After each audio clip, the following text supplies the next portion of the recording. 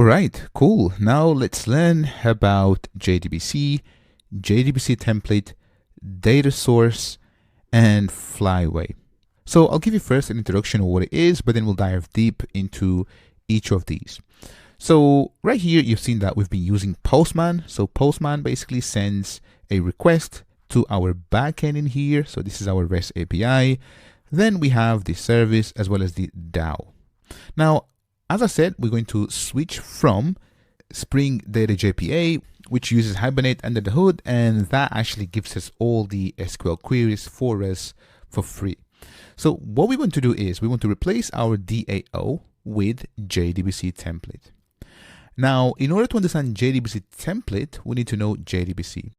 And JDBC stands for Java Database Connectivity. It's an application programming interface for the programming language Java, which defines how a client might access a database. In here, I'm within the official documentation for the JDBC basics, basically how to get started with JDBC. And they actually, have some examples here, how to use it.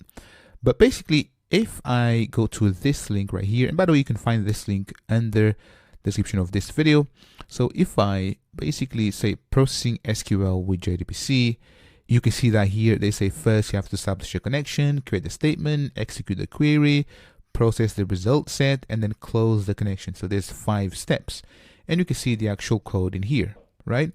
Now, obviously, so if I scroll down, you can see some information about it, closing the connections. So you can see that this actually, it's, quite nice and easy to do it. But if you're doing this again and again and again, this could be quite repetitive, and in order for you to scale will be a little bit difficult. You might have to write a wrapper class that basically encapsulates all of this logic for you. Now, you don't write code like this anymore. So this was, back in the days, people used to do, all of this. And also for learning purposes, if you're learning this stuff, then it's worth you learning, because as you learn other frameworks and libraries, then you understand exactly what is going on. So I highly recommend you to read through this to understand what is happening. So to understand some of the terminologies, how do you open a connection, what is a result set, and whatnot.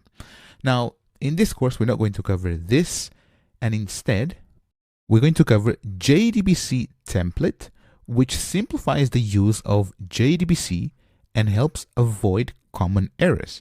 It executes core JDBC workflow, leaving application code to provide SQL and extract results. So this is a query that maybe we want to send, and you'll see how with JDBC template, it's so easy to use. So within IntelliJ, in order for us to install JDBC template, let's open up pom.xml in here. And if I scroll literally anywhere, I think I'm going to put it right in between. So here.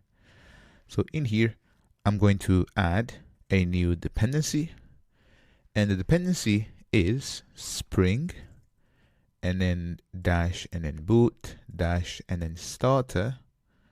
Oops, so starter, dash, and then data, dash, and then JDBC. Just like that. And this should be boot, like that.